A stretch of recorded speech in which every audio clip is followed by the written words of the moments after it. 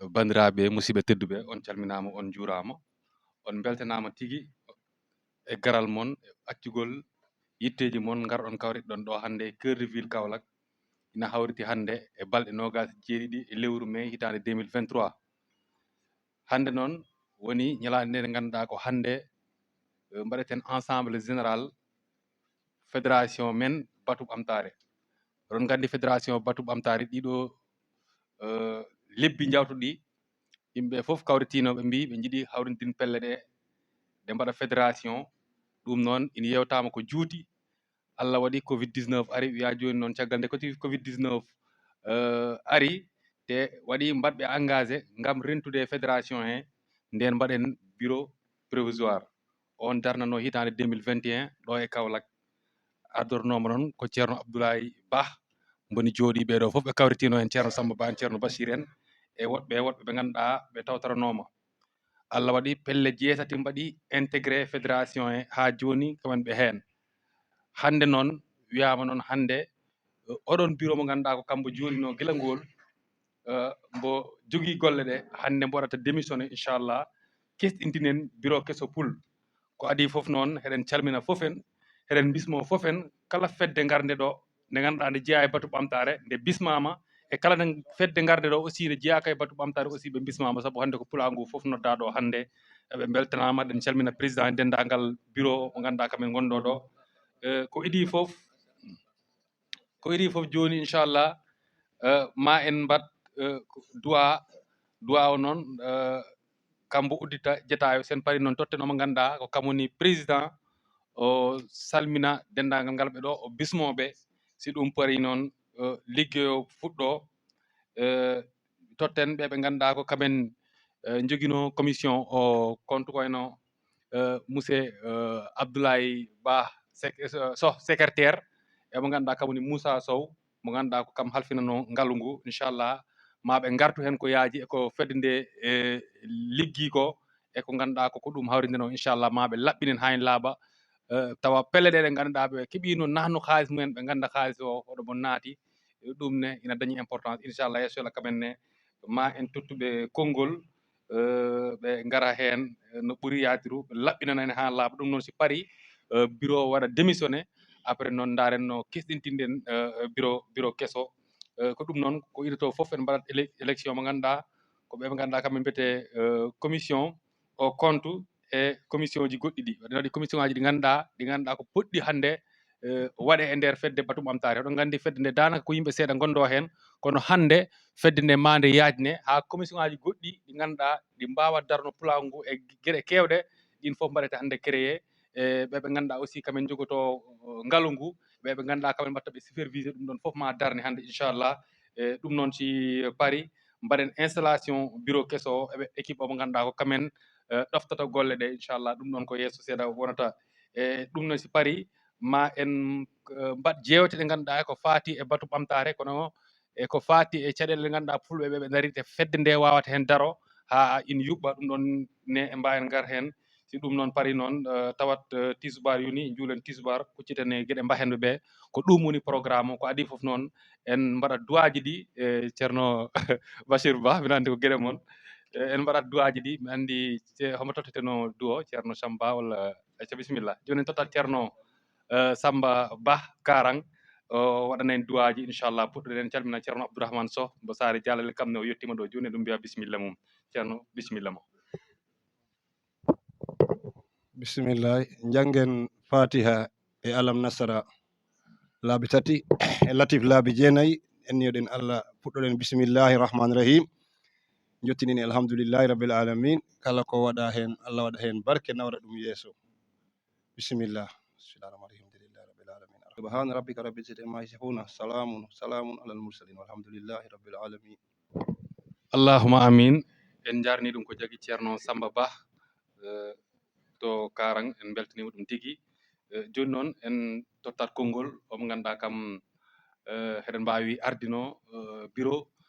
provisoire mbo Batu Ɓamtare woni ceerno Abdoulaye Ba ɓurɗo andirede Laye 6 on jii kam ne machallah ko jogui ko danaka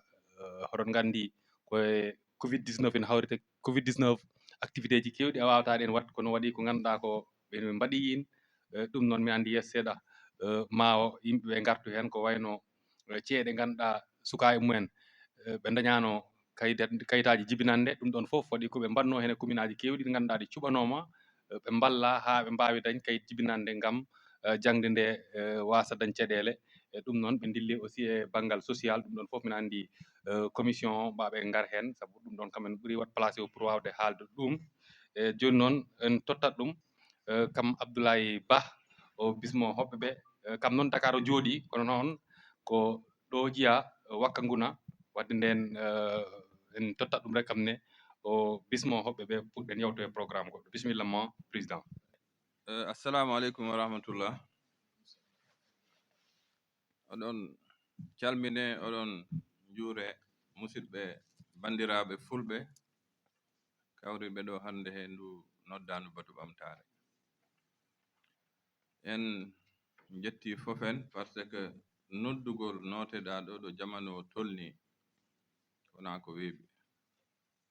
Eɗen juuro invité ji men tedduɓe eɗen ɓe calmina. Ina en waɗi ɓe ngannduɗa noon en mbaɗiɗo ɓe invité ko wayno imam Sow amen Sow mbo Louga. Allah waɗi noon ko dañɗo hoɗɓe gimɓe Arabie Saoudite hanki jama o noddi kam donc ko ɓe no wondi kono o wi o waɗat délégué ɓiɗɗo mum debbo pour ara o tawtore. Ceerno Aboubacary Diallo aussi Daara Jolof kamne o noddi kam hannde subaka mbo dañno pellital pour o ara o tawtore kono Allah waɗi o dañi malade hay nde o noddata kam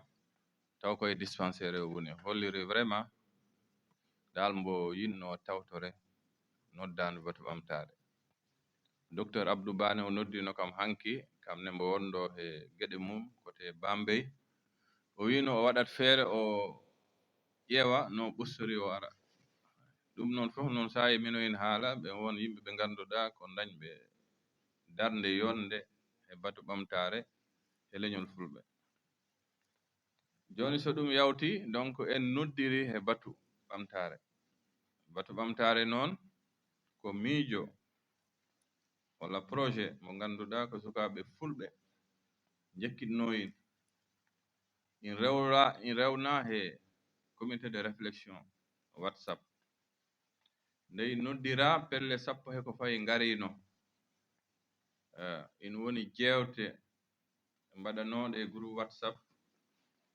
ha in wattodiri he date le 10 janvier 2021 Kaolack yimɓe kawriti noon mbi hantin yo en mbat créé fédération batu ɓamtaare. Eɗen pelle ngarnoɗe noon ko pelle 6 kedditi hen pour yoɓe mbat créé fédération batu ɓamtaare.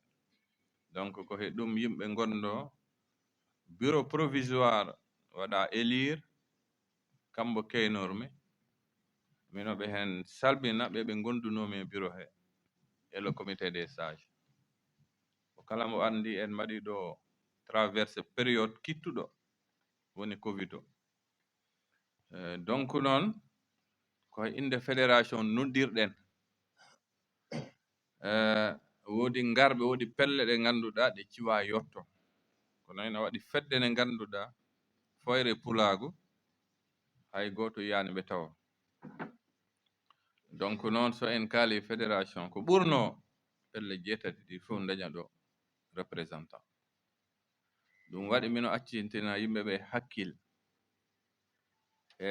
inde fédération nde nde mbiɗen ende ɗisi dañ caɗele hene ɗisi wat blocage ji par ce que so tawi pelle 6 ndenti hunde so en mbi eɗen 7 ɗe mbaɗa wonde nde arani rek ina wawi wat faussé calcul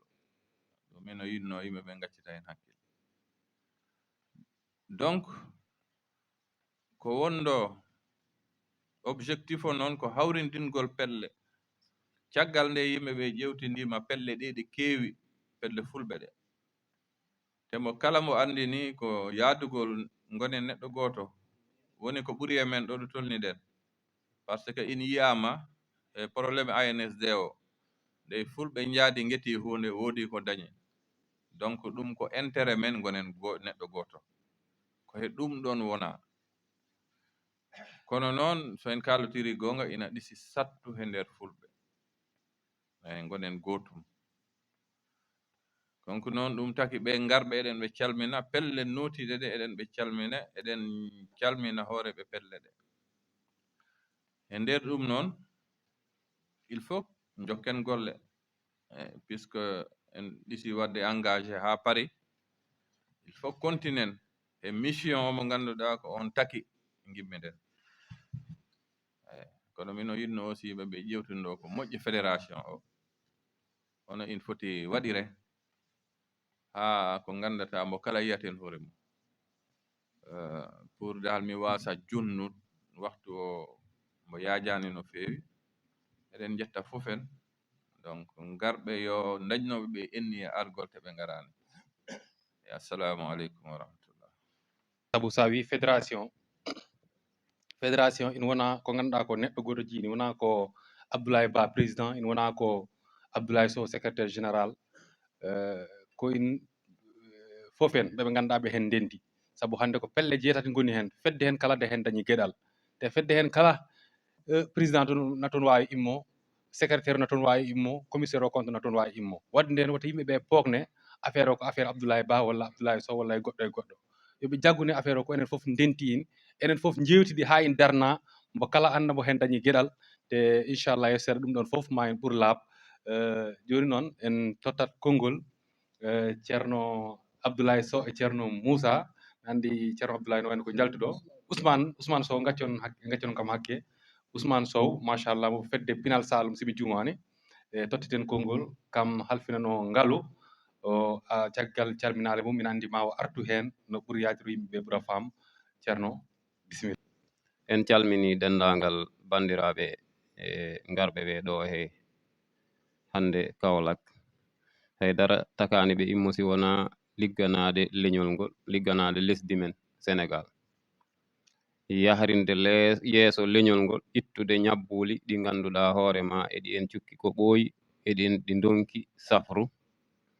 kono mi ɗaminima joni kam en rewi lawol safrugol ñabbuji men eɗen ñaago Allah yo Allah safran en caggal ɗum ne aussi en jetti no feewi président Abdoulaye Sis e jambaregal mum e pellital mum e cuusal mum e sigo ngal Allah minen wondunoɓe ɓe he mum min diccitaki ko taki min liggodi he mum sabu komin foti ko wat yo ko foti ko wat fof danaka o rendinat o waɗa te o waddata hen haala kala ko haali rek ko woni ko foti haalɗo tolni e haala o haala so pari hen o pari hen aussi ɗum noon koko weɓnata liggey eɗen jarna aussi secrétaire général Abdoulaye Sow mino nana haaloɓe tubankore ɓe mbiya l'infatigable mi sikki woni neɗɗo mo tampata si tawi ko noon sigo ngal Allah pulaagu ngu wona enen tan pulaagu ngu fof ngu ɗum jogani jaarore e yettore e ñaagunde sabu o faltaaki haydara o faltaaki hay gooto ala jemma ala e ñalawma mbo wonani leñol ngol te o laarani sah haydara he ɗum ko gorko mbaɗɗo disponible yo Allah renan en ɗum kamne noon kadi ɓe gondoɓe fof he biro he siko ngal Allah ɓe fof ɓe mbaɗi fodde mumen nde en jejjitta baabiraɓe men he mamiɓe men kufnoɓe en eɓe en mbaɗa tete ko wayno président Basirou Ba ko wayno ceerno Ibrahima Samba Ba ceerno Demba Sow he woɗɓe ko wayno Mahtar Diallo en fof en goto fof kono keɓal mum okkiri ɗum o liggoranta leñol ngol ɓeya ko bangal duwaji ɓeya ko miijoji joɗɗi ɓeya ko accitgol hakkil ɓe kalata ko heewi kono ñande fof ko jari haal ari ɓe kalal ko wayno Mohamed Diallo ka kamne mboɗo yo Allah renan en ɗum kala ko no wawi wa enen fof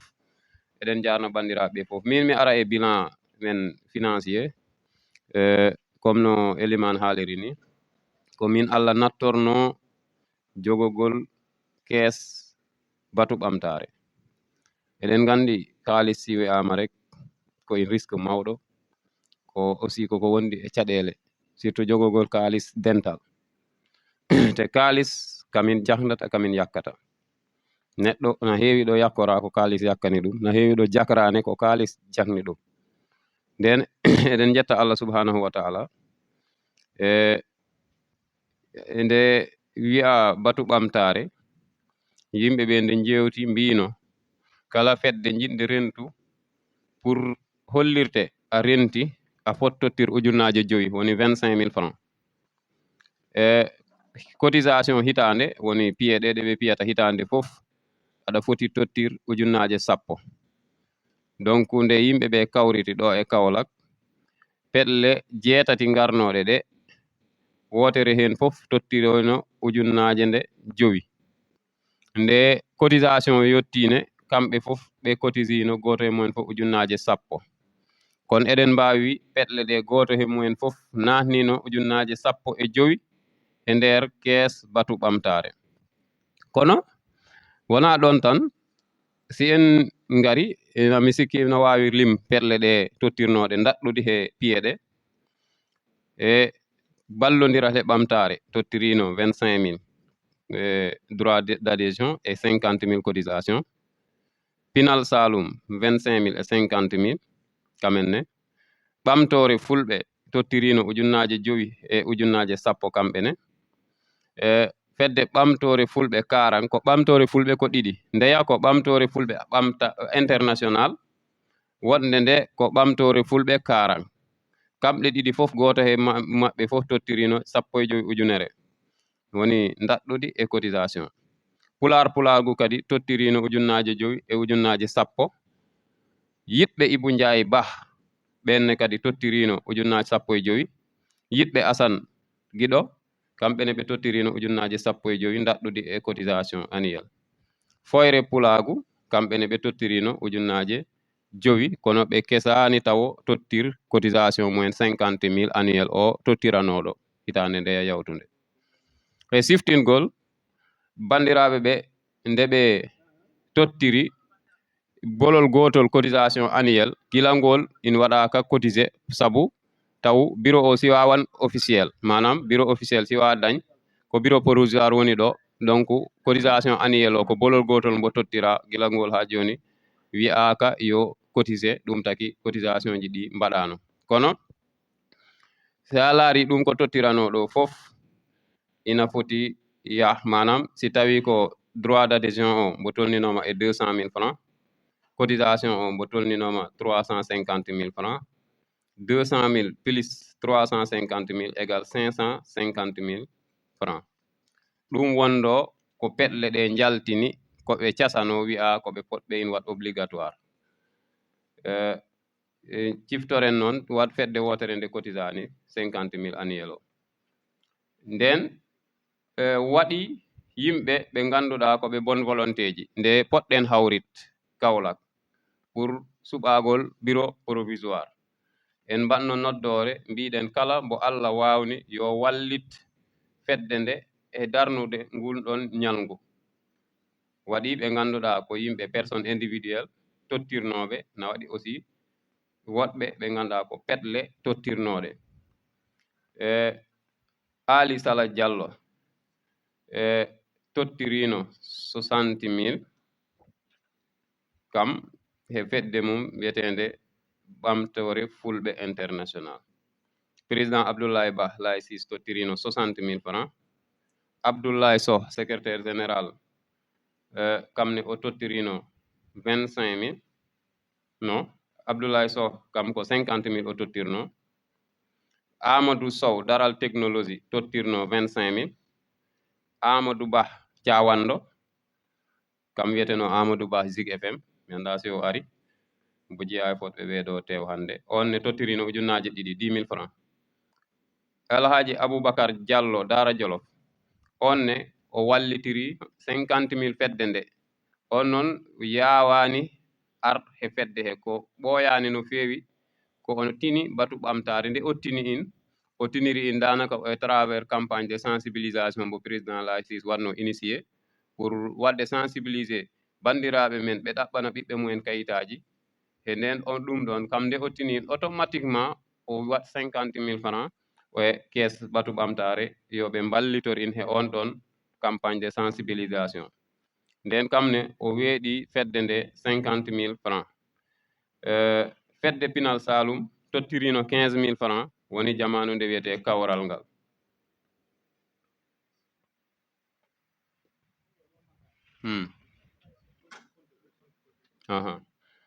aywa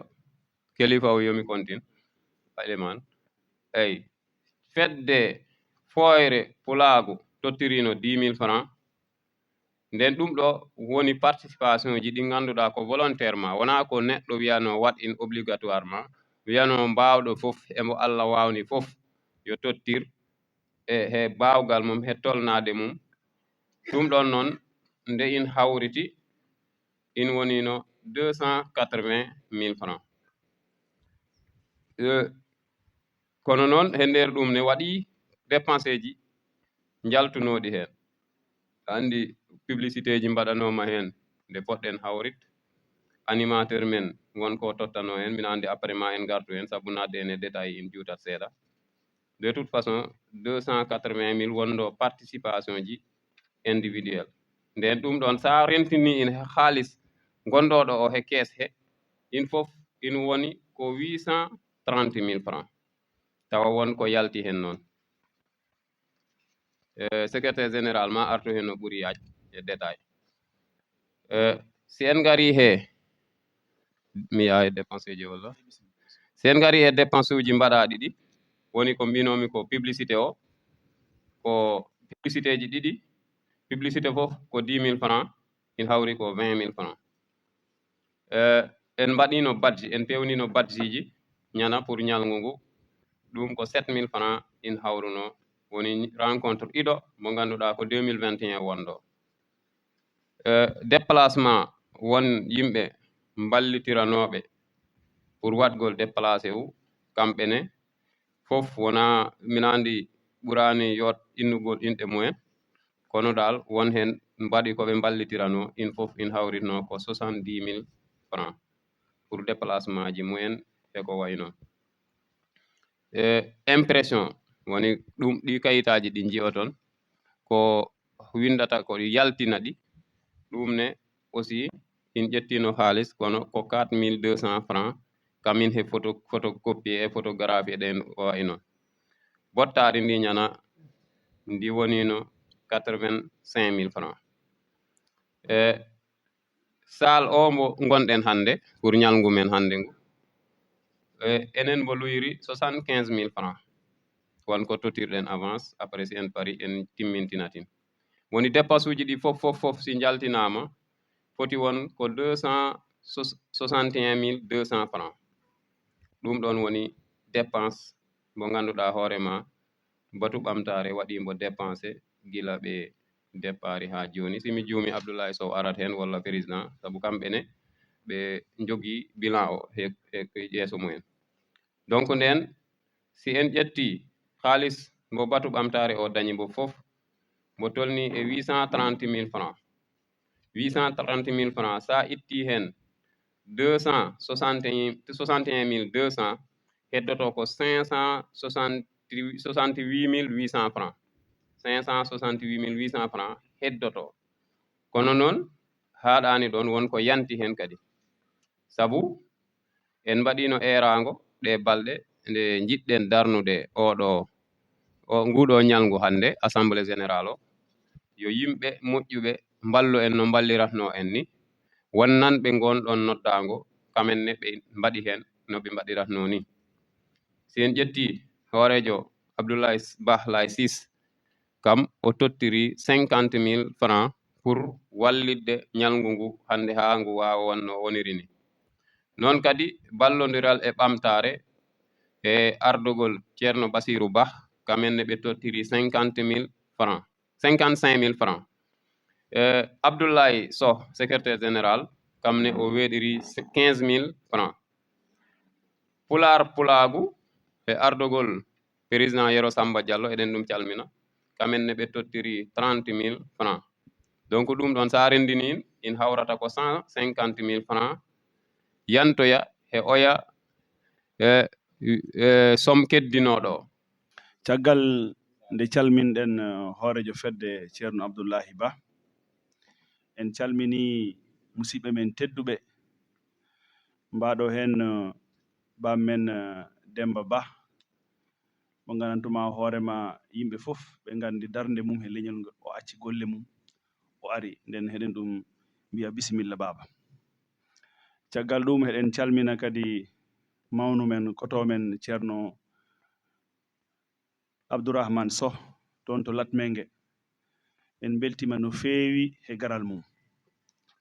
eyyi heddiɓe noon Ba Bachir en e ceerno Ibrahima Samba Ba en ɓen kam ko kamɓe gari noote caggal ɗum kadi heɗen calmina Elimane mo ganantuma hoorema guili batu ɓamtare miijo ngo fuɗɗi enen e mum gondi o tuwan fof ɗo woni e émission ŋaji mum e Facebook e laylay kesi gonɗi fof heɗen jiya heɗen tina ko waɗata ko hen nden minen ma jetta seydi Ka min jii golle ma minen ma ñagano vraiment ɓuural he ɓamtare an yo yimɓe radio ma caggal ɗum kadi woodi saɗɗaji étudiant ji ɗi ganantuma hoorema ɓe gari ɗo te ɓe garani hay inde fedde wotere heɗen ɓe jetta mbaɗo hen o Oumar no feewi woodi hen goto mbiɗo kam joni joni mo waɗatno cours kono o paari kam ne ma o ar joni joni o arat en tant que étudiant kono yo arat en tant que représentant aussi fedde yiɗɓe Assane Guiɗo nden heɗen ɓe jetta no feewi eɗen jetta heɗen jarna eyyi machallah eyyi ceerno Demba Ba Demba Sow jaafoɗon o wi kam Bocar Diallo mbiɗa de eyyi min mi andi Bocar Diallo Cogère kam ne mbo he lawol e heɗen ɗum mbiya yo yetto he jaam caggal ɗum heɗen calmina aussi Ousmane Sow e Bocar Diallo mawniraɓam ɗiɓo immoɓe Saare Mamadou Aissata oya ko mawnam Ousmane heko hemum mi rewi hemum ɓeɗo garani docteur Abdoulaye Diallo par ce que nde min mbaɗi lancé invitation ŋaji ɗi min mbino acteur aji politique gonɗi ɗi he diwaneji men kamen yo sernaɓe men ɓe enen fof enen denti ligguey o en noddiɓe docteur Abdoulaye wi kam hande o wawata dañ yaajede kono ma o heflu Ousmane e Bocar amen ɓe jottima min beltima no fewi bisimilla mon caggal ɗum docteur Moussa Ka mboɗo kamne ko politicien mawɗo nga ha pare aussi ko acteur e nder batu ɓamtare guili batu ɓamtare société o nden mo oɗo ari hande e casquette aji ɗiɗi mboɗo arani batu ɓamtare kono également aussi kam no mbo he mouvement mum AGR ay sayo jaɓani kamne vraiment minen mbiya bisimilla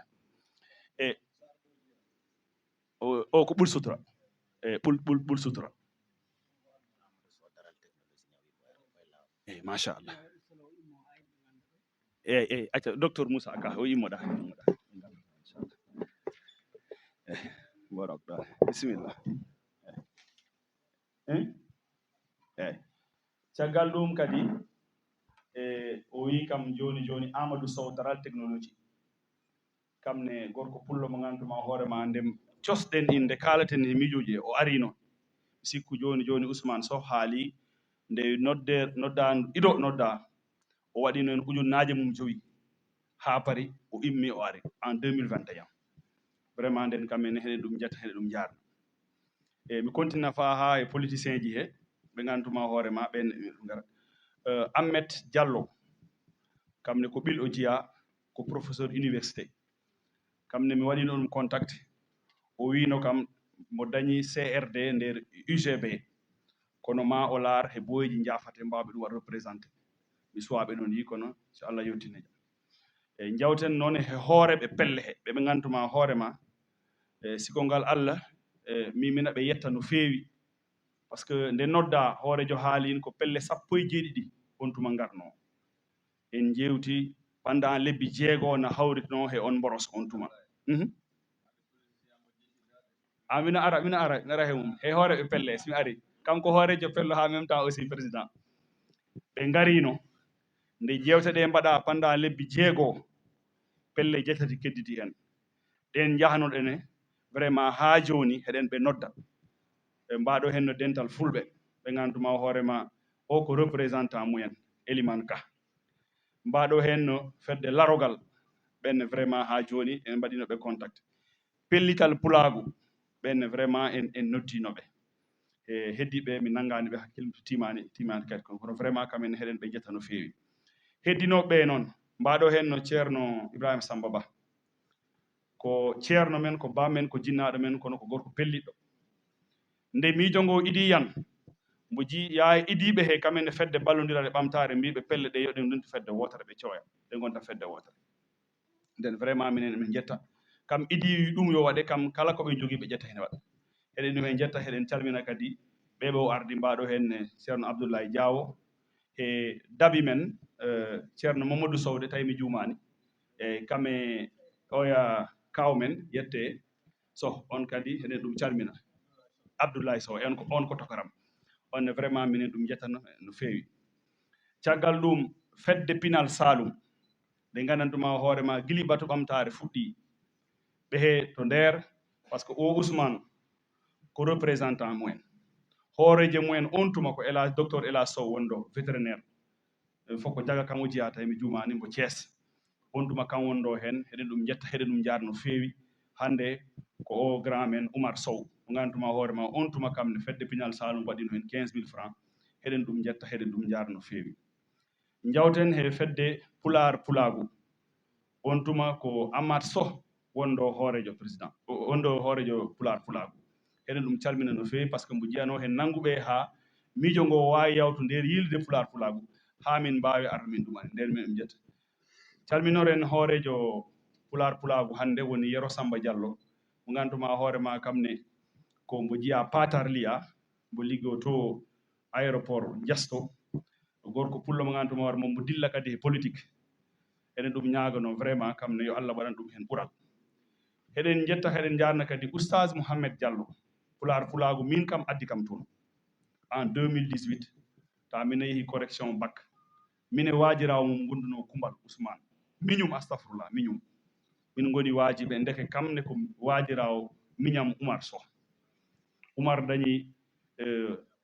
gammu tawi mi yejjitani Kër Mbay Fall immi min garmi o immi o ari eyyi o woni waajirawo miñam min gonmi waajirawo miñum ay hanti min gandodiri ko niin aduna vraiment oustage minen mi calmina minen mi juuro anne he darde ma no feewi caggal ɗum fedde yiɗɓe Ibou Ndiaye Ba hay tawi ɓe cuwa yetto on tuma ko Busel Mody Sow wonɗo hoorejo e pelle cinnoɗe ɗe ɗumani en lettre d' engagement fof nani ɗo eɗen ɗum hen jetta no feewi o darinoma hen o imminoma ha ari ha Mbour ha galle toto konmi vraiment heɗen ɗum hen jetta o eɗen jetta kadi fedde yiɗɓe Assane Guiɗo on tuma ko Sémou Dia iɗa ñebbe he Mbour wonɗo hoorejo o hande noon ko Amadou Oumar Ba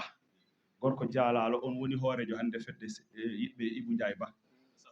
yiɗɓe Assane jaafoɗum wala onne kadi mbaara Elimane Almami kam woni hande hoorejo fedde yiɗɓe Ibou Ndiaye Ba ɗo kaldeten o wi kam mo Fuuta o wawa ar kono leli yimɓe ɗiɗo ɓe ngara nden heɗen mbiya yoɓe jotto he jaam fedde Foyre Pulagu Biram Diallo woni hoorejo mumen ko campement Latmengue tawi on ñeeli wonɗoɓe he groupe concertation ne mbatten ɗumanin ɓe dañno yimɓe ɗiɗo darinoɓe no feewi goto ko minirawo men mo jangguira sengo caggal Tamba en mbayri he mum noon tiri kono ko gorko darinoɗo hen Birame hoore mum nde noddirɗen ɗo Kaolack nde garɗen ceerno Demba Sow jaɓɓi en toon o addino ta fedde mumen nde ala doole o haalanino kam ɗum taki ɓe mbaɗi 25 000 francs kam o ittino 10 000 francs o waɗi hen nden yidde ndede ɗon ko doole ɗen hen hande noon fedde mumen nino haalirem komi nde caɗele par ce que guili weeti en nanani ɗum hanki mi neldi ɗum vocal mi heɓani hande subaka miñum keɓmi mi noddi ɗum heɓani ɗum ɗon nden fedde nde ganduma hoorema nde suwa waɗa signalé e gasniranmi tan ko he ceerno Demba Sow eyyi Demba Sow oɗo kam woni hande jatigue men Kaolack nde mbiɗen heɗen kawrita conseil départemental e nder covid 19 in hooki kamen yahanno hen kamen Amadou Ba Thiawanɗo kamen jahanno hen ɓe jeehi hen ha sal daña ha min mbaɗi badjiji Allah waɗi no hokti titi laamu ngu uddi yahdu ndu jaha ngaraji ɗi on tuma yimɓe mbi si yimɓe kaalani hen daraki hen golle mbaɗaɗe maɗe taay te yimɓe kaali lebbi 6 o jaɓɓi en école primaire goto parcelle gonɗo hedde galle mum ɗon galle mum ñana debbo taari ndi defa kamɓe ceerno Mouhtar Diallo en ɓe ɗumanin Saare Sutura e docteur Abdou Ba kamen gonno toon ñana jaatigueji men min gari toon min defi bottani toon min mbaɗi yewtude e école primaire vraiment ceerno Demba minen ma jetta men ɗum ɗo hande oɗo sal hande ko kamen o ceerno Elimane nde min gari minen hande min puɗɗi ɗo are o sal guilingol kamen jaata hen ɓe hen kaala ɓe min kalda wasafeji te hay mbuuɗu min tottani ɓe idol ngola o haali déplacement ji ɗi mami artu hen ko ɗin woni par ce que ko haalis man déplacement ji kaala mami artu hen e bilan e goto foof hoko addi ɗin fereji kono gandon ɗum ɗo nde ɗo hande ngal ɗo kawrital ko kam yeehi hen kame Elimane hay mbuuɗu ɓe joɓaka Elimane ko totta ko jiyaka woni ngol lefol tintinol ngol waɗi ɗum ko radio o mbo woni ko na kanji radio den ceerno Demba minen min jetta minen min jaarna eɗen calmina kadi ceerno oɗa Ibrahima Diallo ko Ibrahima de Thiadiaye Ibrahima Ba Thiadiaye kame Ibrahima goɗɗo o he ceerno Pate Diaw wiɗa mburu he ñebbe e ɗum calmina foofi ceerno Demba Sow en tawi tan waɗi mo jejjiti min gandon ko hakkille neɗɗo wayi noon kono gandon dal pelle jetete ɗe fof yo pelle fulɓe ɗe fof eɗen ɓe calmina heɗe ɓe juro heɗe ɓe jetta heɗe ɓe jarna invité ji inchallah simin mbaɗi bilan ji ha paari ma kala garanɗo ɗo fedde kala garoɗo ma totte konngel inchallahu taala eyyi joni noon mi ara he bilan activité goni golle ɗe ɗe ganduma hoore ma fedde nde konde darna ko he joni nde etimayin waɗ ɗen gandi fedde nde nde sosa ta lesdi ndi wontuma ñawu mbiyeten ko covid 19 na ɗo yimɓe jewti mi arti hen ha kori mbiyo pej feere ha Kaolack to école primaire to guilingol noon ko bureau mbaɗɗo simple darnano wiya yoɓe jogo gueɗe fedde nde ha nde lesdi ndi nde uddere wonde hen sinde yawti yimɓe mbawa hawrit darna bureau mo gantuma hoorema ko bureau officiel jogotoɗo fedde batu ɓamtare ko on tuma fedde nde halfina président Abdoulaye Ba mo gandantuma hoorema ko fedde ballodiral e ɓamtare o woni sukkinano he mum ko Aliou Sow on ko fedde ɓamtore fulɓe international o woni secrétaire général min o kaldaɗo e mon immornoɗo fedde pular pulagu sukkinanoyam ko Aissa Sarr mo fedde Jamweli trésorier Ousmane Sow mo fedde Pinal Saloum cukko mum ko Ablaye Diaw wiɗa mburo he ñebbe bonanaɗa jooɗi mo fedde ɓamtore fulɓe karan mo gantuma hoorejo o ko ceerno Ibrahima Samba Ba e après ko ɗum ɗo wondo bureau on tuma wiya commissaire au compte ji ɗi e waɗa Biram Diallo mo fedde dental foyre pulago on wondo commissaire au compte kame Guelajo Diallo mbo Sinthiou de Sadio fedde yiɗɓe jayba ko ɓeɗo gondo bureau fedde e batu ɓamtare guilingol noon caɗele no ngoodi min mbawani min dañani yaajede pour walla heɓre wawde gollunino min jiɗiri ni par ce que go'o ko bureau provisoire wiya min mbiyanoka golle ɗum hay cahier de charge goto min mbiyaka ɗum mbaɗe ɗum min kalfinano yomin tam ha mboroso huuɓa e lesdi he kawriten jewten joɗɗinen yilirde hesre on tuma noon nde wiye golle mon he ɗiɗo duuɓi mon ɗiɗi ko ɗum e ɗum e ɗum yimɓe na dari importance yimɓe paamira noon min mbiyanoka hoɗon poti waɗ ɗum min mbiyano minen poti waɗ ɗum komin mbiyano minen on kalfina si mboroso o huuɓi kawriten mboroso o huuɓi noon min en kawritani ɗum naɗo mboroso o huuɓi in kawritani na poussé caggal ɗum komin iɗi wat comme activité mo ngantuma hoorema ne jiya he pandale joyi gonɗe hen woni fedde nde nelino min e Ousmane o min notaniɓe fedde yiɗɓe Ibou Ndiaye jafoɗa ko Assane ko Ibou Ndiaye Ndofane nde ɓe jahata waɗa assemblée générale mumen eyyi ko Assane ɗum mi idiya tegui he ɗum 15 février 2022 ta école o na uddi befe fof na udda wiya joni yo waɗoɓe bac he BFM he CFE ɓen rek janggata joni mi ñeli ko septembre sah min jahnomi bac hitande mbaɗa Tamba min nden hoorejo dañno miijo wi yomin uddit groupe WhatsApp goto min uddita min 2022 le 15 février 2022 eyyi nden mbaɗɗen créé fedde nde sa naati he groupe ta en yiyatan nden in waɗa créé kam yetnomijo pour sukaɓe ɓeɓe gantuma hoorema fulɓe mbaɗoɓe examen kamen andi ko BFM walla CFE walla bac jangguinoɓe matiére aji ɗi foof na hen hewɓe hen ƴettanoma sikku o sah ceer o ƴettanoma yo ustasoɓe eyyi ɓe ƴettanoma hen goto kala e matiére o mbo jangguinta min puɗɗinoma ɗum primaire o noon kesano dañ kono moyen secondaire o puɗɗinoma e heɗen calminina sah grand men Mamadou Ba mbo LPA mi ñeli kam totiranno kuureji SVT ɗi ɗum on nden ɗon ngengu ɗon miijo ne in waɗanoma caggal ɗum le 21 septembre 2022 ko nden opération goto ɗum kadi ko président miijuno en taɗen he ndungu o wi kam joni école aji uddi te sukaɓe men jinna bandirɓe men wonɓe e dowri na heewi ɓe gantuma hoorema sukaɓe mumen ngala kayitaji joni vraiment mina yiɗno ballen ɓe ha ɓe daña kayitaji min jewti hen he daɓɓa tan ha min nangui commune aji 4 woni commune Diafate wonɗo Ndofane Latmengue e jafoɗa Diafate Ndiédiène Taïba Niassène e Ndofane Lagem ko ɗiɗon notanam bilan o mo ɓe mbaɗi woni bilan financier o ni no mbo labti e activité ji ɗi ganda ɓe mbaɗi ɗi te enen gandi doole ɗe kewani ne wayno hitande wotere yimɓe piyi 50 000 o ko heddi ko fof ɓe piyani gila nden président o mbo waɗa démarche uji vraiment en mbaɗi ɗumen félicité surtout ko abbiti e kayitaji ɗiɗi kalɗa ɗo nangen hen enen fof mbasen ɗum wuppit ɗen golle ko dañi fayida enen ɗon dañi probléme mawɗo noon enen fulɓe probléme kayitaji tan andi joni jamano ɗo ɗum tolni joni mbo dañani kayit kala a jillaka e haydara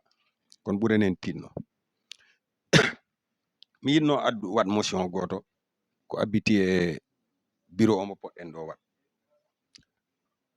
ko proposition noon miɗo sikki mbo kala ɗo wawi wat proposition laaren hono mbaɗeten ha kuule ɗe ɓuura weeɓ ɓe garɓe ɓe mbawi haal e inde pelle ɗe gonɗe ɗo so woni hina men arrange min de mi waɗatno ko wiyete motion woni comme en mbaɗno ɗo bureau provisoire en tottani on bureau provisoire moyen ji pour mbo liggo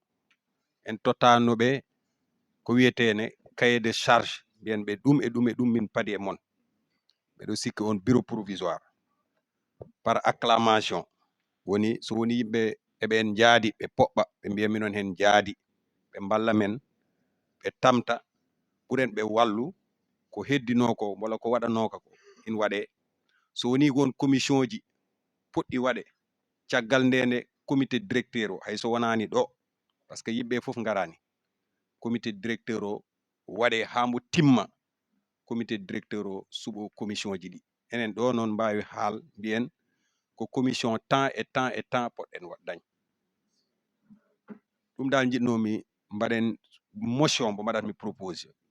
woɓɓe so ɓe mbaɗi proposé motion ji laaren hen ko ɓuri ko yo mbaɗen basen tambin koye men. On jarama tigi. En tout cas pulagu mi waɗa ɗon terminé minon jilla e ɓe idiɓe ar pour yimɓe miijo ha fédération daro. Mbeɗa andina fédération min perata hen yaltu ko waɗete kala pulagu ina hen. Donc ɗum ne il fallait que min kala en ha fof en nana hen. ɓe ganduɗa ɓe kesano nat pelle walla ɓe natnoɓe yimɓe ɓe miijo ha ɓe poti darnu ɓe kesani wat participer jahen toto mumen mbaktadine mumen laaren ɓe ganduɗa ɓe jiiɗi artu walla ɓe jiiɗi tawtore ko golle ɗe mbaɗeten.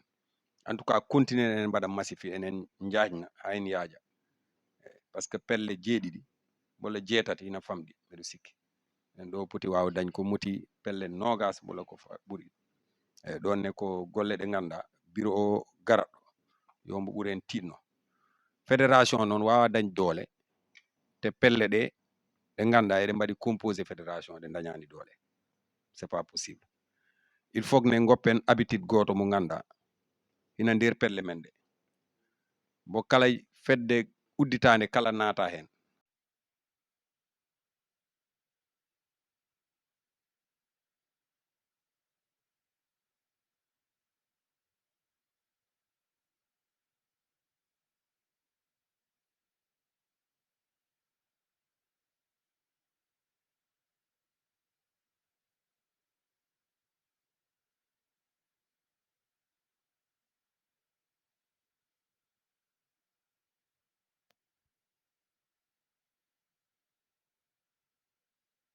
lewru joɓiri nogas e jeeɗi lewru duujal woni mois de mai 2023 woni hitande ujunnaje 223 en kawri ɗo he fedde wetende batu ɓamtare ko fedde hawridinde pelle kewɗe pelle jeetati te kadi ne jogori ɓeydade pelle kewɗe ne nodda hen inchallahu taala. Joni noon en dentidi enen foof miijoji men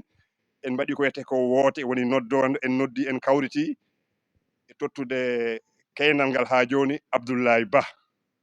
woni laysis gandaɗo ko o salumnajo ko wakka nguna ɗo o jiya kono o jooɗi ko Dakar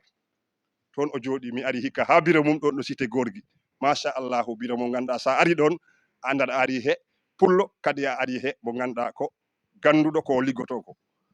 Joni noon hande enen foof pelle ɗe foof denti kawridini o heynima kadi o wonti place ɗo wonno ɗo kam halfinano fedde nde on nani résultat ji ɗi o liggi ɗi eyyi ɗi keƴani ɗo kono in haalama kadi in haltama nden enen foof en denti en keynini ɗum en kolima ɗum en batti ɗum e placé yo Allah hoytinan ɗum dongal ngal comme kadi cukko mum o kadi woni cukkuɗo hen ko Oumar Sow Jeejen ko Jeejen naajo kono Gandiaye o jooɗi eyyi ko Jeejen taw eyyi kono Gandiaye o jooɗi Oumar Sow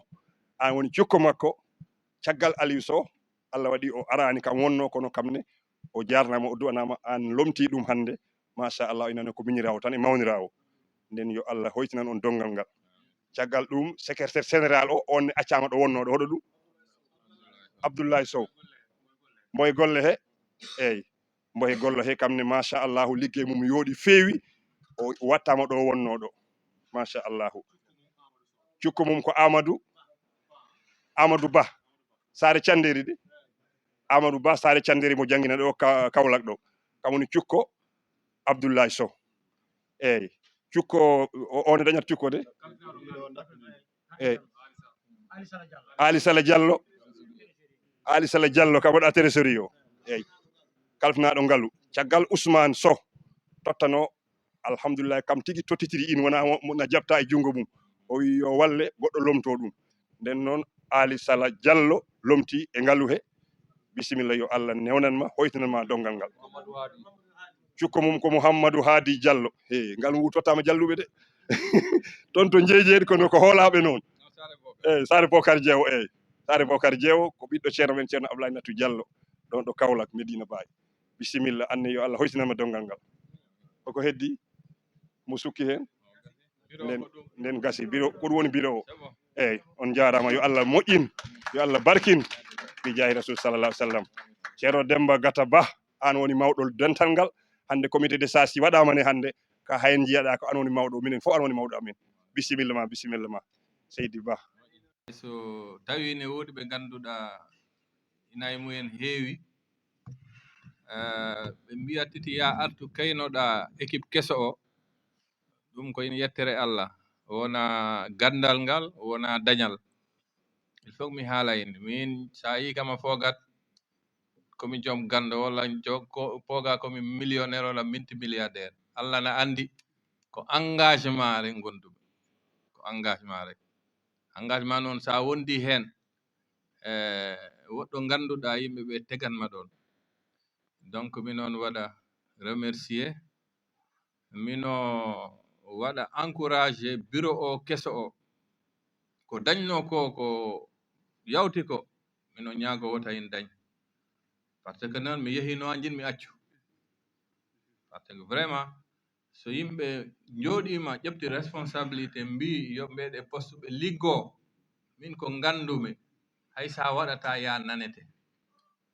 baɗal weeɓani ittugol ɗa waɗa weeɓani kono miijo mo kala mboyin jogii mo kala mo dañi participation mo mbawɗa waɗ donc kala hande mbeɗaɗo ɗo poste ya andu ko liggey taki mbeɗaɗa poste o te a yoɓaka hen salaire ko leñol fulɓe takiɗa in waɗa wota faade en laysis e donc noon commission ŋaji mbaɗaɗi ɗi ko purin hoytina liggey o ko mbiyata ko ɗo agriculture ɗum ko keɓiɗa ɗo haal fof ay yoɓe kaal pinatawa ɗum ko agriculture jogiiɓe yimɓe poti en daro déjà présent Amadou Sow en kamen koɓe jogii ko ina dañi fayda kamen wurnata économie rurale et affaire finance kamen lo docteur Moussa Ka jogii in emi annda goɗɗo o so ɓe liggima ɓe daña résultat par ce que ko domaine mumen kono so ɓe cukki goɗɗum par ce que neɗɗo aussi woodi no waɗiri chargé a wawata waddu fof ɗum aussi il faut kaalene ko jinmi wiire kala commission tegaɗo ɗo hannde ya wat feere ko taki ko tegaɗa ɗon lillahi wa rasuli mbaɗa in so audio jippinama peɗle ɗe yo ɗe keɓatin par ce que communication gonɗo woni fof pelle ɗe koɗe poti anndu ko e fédération gonɗen fédération haalat kono ɓe potinna ɓe pelle he kala gonɗo e fedde ɗa foti anndu ko kewi koye fédération he kono so tawi ko bureau rek in fotata woɗɓe ɓe jiyata en koye mumen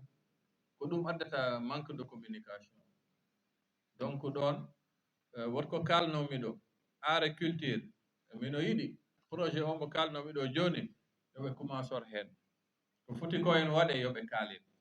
wonɗomi waɗino en chargé le professeur Adi Diallo ba Demba